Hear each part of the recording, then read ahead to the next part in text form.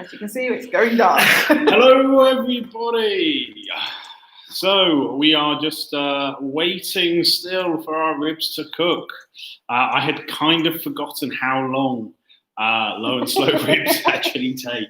And it's freezing. Yeah, as you can tell, we are still in the barn, but it is a barn. So funny enough, we have no central heating or anything like that.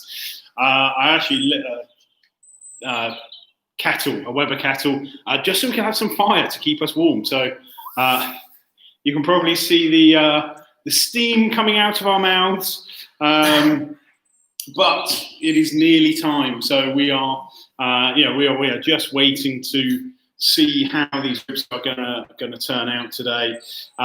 We are about we're gonna check them in about 5 minutes. So at 1:45.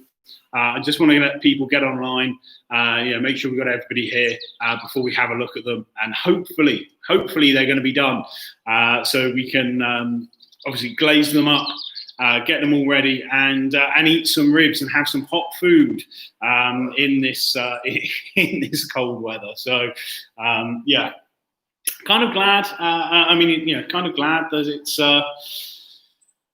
nearing the end. I'm kind of looking forward to going back and going back to the house and enjoying some central heating.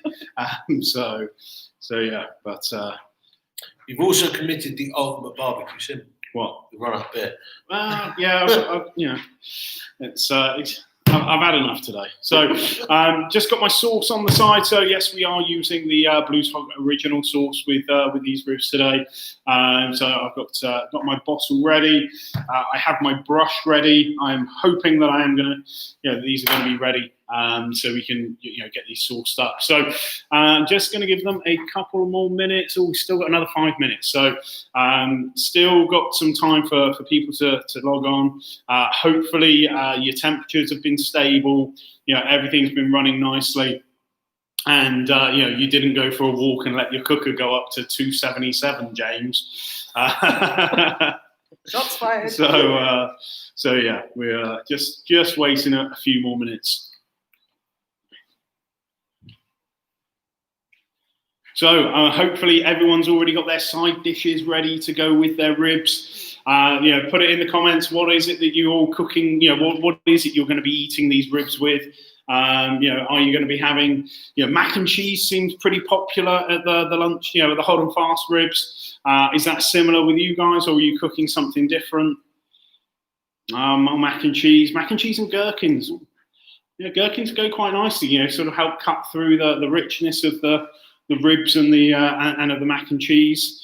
I do like a good slaw. A good slaw. I tend to go more vinegar based rather than the mayonnaise based, but either way, it's all good. Helps cut through, and gives you some of your 5 a day if you're worried about such things.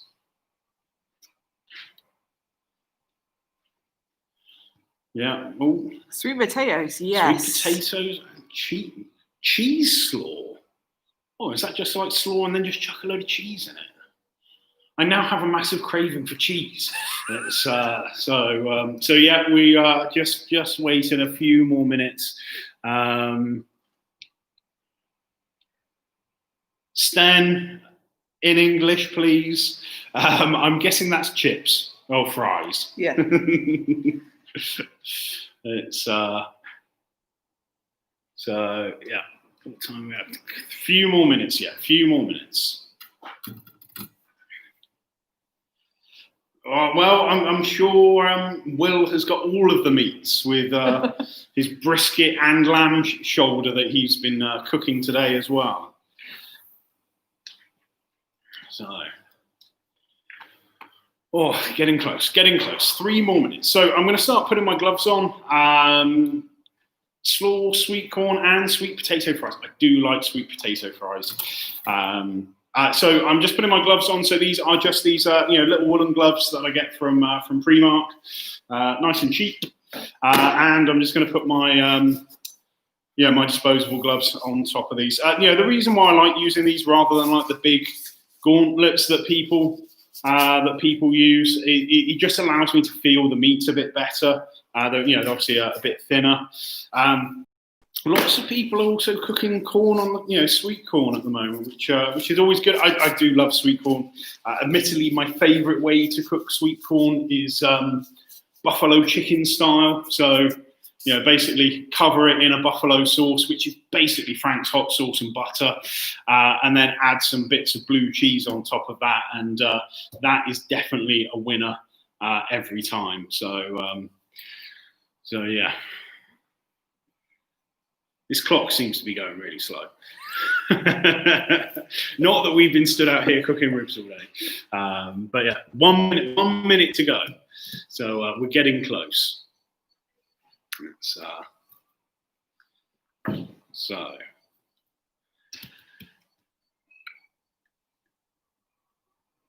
No, you've got to have the blue cheese on it. Don't tell me you're a ranch person with buffalo wings, Will. I'm not sure we can be friends if that's the case. So, cold. We are in the barn, so yeah, we kind of have a barn where we store, all of a lot of our barbecue kit. This isn't all of it, and my brother also stores some cars here. So yeah, it's out in the middle of a farm.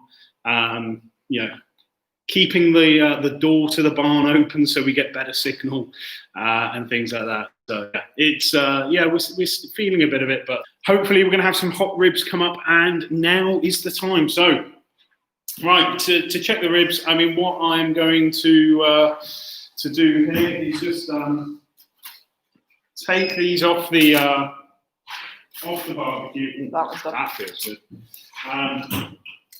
So as I've taken my ribs off of the barbecue, I'm just first of all just going to open up the foil. I'm going to check them for doneness. So I'm just kind of being very careful not to tear the foil, because in case I need to wrap them back up. And as I just pull that open, okay, I can see that this one's done quite nicely. So I'm just going to flip them over. And then I just want to raise my hand underneath it and kind of lift it up slowly. I can see it's cracking. There's no spring in the ribs at all. So, I can sort of see that they're, that those are perfectly cooked. So, you can see we've got a lovely bark on top of these ribs. So those ones are perfect. I'm going to lay them back in the tin foil with the meat side facing up. I'm just going to close that up quickly whilst I check the other rack, and hope that that's done as well. If we're allowed in the country, is the honest answer. So someone's asking if we're going to be going back to the Belvedere contest, which is one we did, was it last year or the year before? I think it's the year before. I think it was last year. So we did this contest in Illinois, just outside of Chicago, and a really great run contest. Danny does a fantastic job, and but yeah, it's just at the moment we can't actually travel into the US with travel bans. So, but oh, there we go. So that one's good as well. So you can see I've got that nice bend on those ribs. So, as my ribs are perfectly cooked, don't worry, your ribs will be okay. Or actually, if your ribs will be okay. So, I mean, maybe if you want to go and get your ribs, give them a check, see if they're done, like that, and then tell us in the comments below, when you're back, and then we will look at how we're going to sauce these ribs up and finish them off, basically. So, yeah, time to go get your ribs off. And open them up, see if they bend and nice and floppy, like my ribs, and then we will finish them off shortly. Mitch is asking if we've got any plans for UK contests. I mean, I guess it's just a case of what UK contests are there going to be next year, to be perfectly honest, because I don't think there's going to be any brewing queue. I mean, we'll probably be at Smoke on the Waters. John Gower's contest. We are going to be at the Black Deer Festival, but that's more on a, doing a demonstration, so rather than a competition. And I think there is talks of a contest up in Scotland, the Aberlour contest being on again. So So yeah, no, I've cooked them consistently at 250 degrees Fahrenheit. I haven't put the temperature down during the cook. If anything, I actually had to turn the temperature up and by 10 degrees because I didn't fill my fire basket up with enough charcoal. So I had to top it up and kind of catch up because it had been running about 20 degrees low for about 40 minutes. So yeah, I just turned the temperature up to get it back up. Yeah, I mean, that Abelauer contest was nice. I mean, I'm not sure about the time of year, although I'm not really sure there is a great, there's no, it's really hard to actually say when is a perfect time to go to the Scottish Highlands. As in, even in the middle of summer, it can still rain, but it could also be beautiful. So yeah, and I am hoping that the next time we go up to Scotland, I am going to find my deep fried macaroni pie. Because Melissa was horrified that they didn't have that at the chip shop there. So, as I was saying, if you just let us know in the comments. I mean, I know you probably need a couple of minutes, but let us know in the comments when you've managed to check your ribs. Yeah, I mean, to be fair, I am more of a rum drinker than a whiskey drinker. So, oh, brilliant! So Luke's saying he's good to go. So hopefully your ribs are nice and floppy. Yeah, always get a giggle with that kind of stuff. So I'm just going to open the ribs back up. Yeah, like I said, I've got them facing meat side up. So tilt that down a bit. There you go. So I've got them facing meat side up, just like that. Okay, and I'm going to take my gloves off. And then all I'm going to do, I'm going to take my sauce. Okay, and then I'm just going to squeeze this straight over the top. Okay, just like that. And then all I'm going to do, take my brush, my silicone brush, and I'm just going to brush up and down, up and down, up and down. Okay, just like that. So I get a nice, just so I get a nice coating of the sauce. I'm then going to dip my brush into the cooking juice. So, that's going to be lots of sugar, butter, and some porky goodness. I'm going to use that to brush over the top of the Blues Hog original sauce. Okay, we're just using it like that, just to thin it down, just like that. And then same again on the second rack of ribs. Just gonna quickly brush them up. So, and then just like that. So I'm just gonna let that and obviously, it's barbecue. You've got to take pictures. So I'm just going to take. Oh no! I put the torch on, not my camera. So I just want to get a quick picture of my ribs. So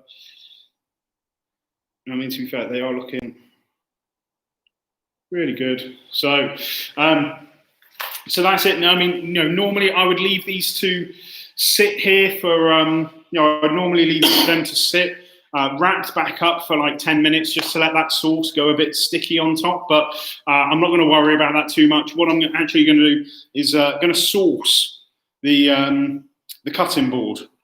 Okay, so that's where I'm going to lay my ribs. So as I lay them onto the cutting board, they're going to get, I'm not going to lose all of my glaze. They're going to keep some of that.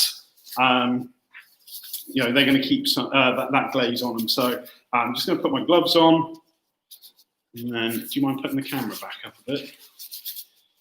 Do people want to see you? There you go. There you go. So just like that, and basically, I'm just going to take my rack of ribs out. Let's take this one first, and then I'm just going to place it. So with the bones facing out, place it meat side down. This just means that I can actually see in between the bones and actually just see where I'm cutting. And there's no. Nothing magic here or anything like that. I'm just going to cut in between the bones, just to try and get a, nice clean cut that I'm not hitting the bones with my knife. Just like that. As you're cutting into them, you'll be able to feel like how tender these are, and these ones here are really, really nice. So just do like that.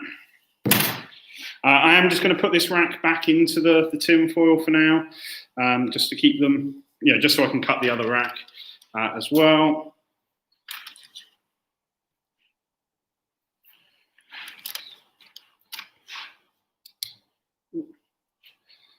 God, these do feel good.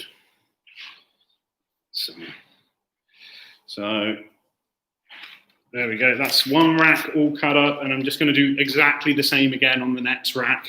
So flip them out on the board, and then just in between the bones, just like that.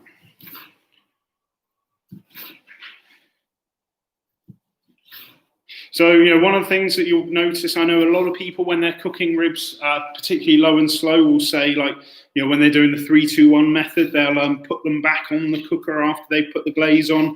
I don't do that. Basically, my idea is that these ribs are going to be cooked perfectly, rather than, so they don't need more time on the cooker. If I'm putting them on the cooker, all I'm going to end up doing is overcooking them and drying them out. So, there's enough heat in these ribs that this glaze is going to set quite nicely. So we're just going to place these back into the tin foil. I just put them back in the tin foil because it's easy for me to then take them home and things like that. But I'll put them back on there. If I want a little bit more, little bit more juice, I can just take the leftover sauce that's off of the cutting board, and just baste that on top. Just make sure we got a nice coating of the Blues Hog sauce, and do the same on the other one.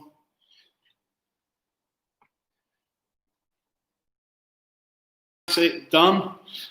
So all that is left is for me to try one. So I am going to take this rib here, which looks really good, looks really lovely.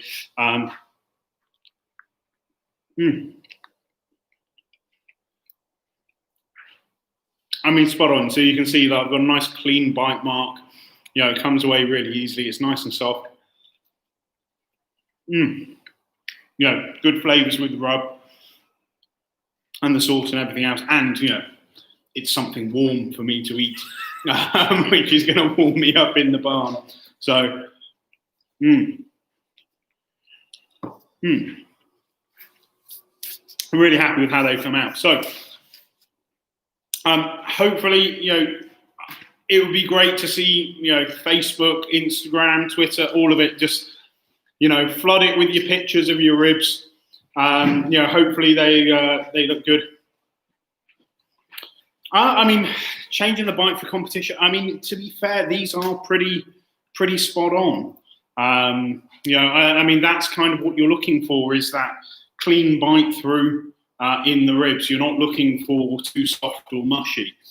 So that's something you've got to figure out and dial in yourself. But it would be great to see, I'd love to see your efforts on these. I'd love to see how your ribs have turned out. Also, any of you guys that did the hot and fast and the low and slow ribs today, which was your favorite? Did you even notice a difference between the two? That'd be really good to hear about. And like I said, feel free to tag us in on, on Facebook, on Twitter, on Instagram, wherever. Hopefully you've enjoyed this. Hopefully you've got some fantastic ribs. These look really great. And we'll can you go around to hopefully like I said, this very new for us, very different. But is it something you've enjoyed? Is it something you'd like to do again? Are there other things that you'd like to do a cook along with? Hopefully, let us know if you've got any questions or any comments. But and then we'll get ready to sort of pack up and eat some ribs, and hopefully you guys are going to have a fantastic dinner. The videos that we've taken today, will they be published on the?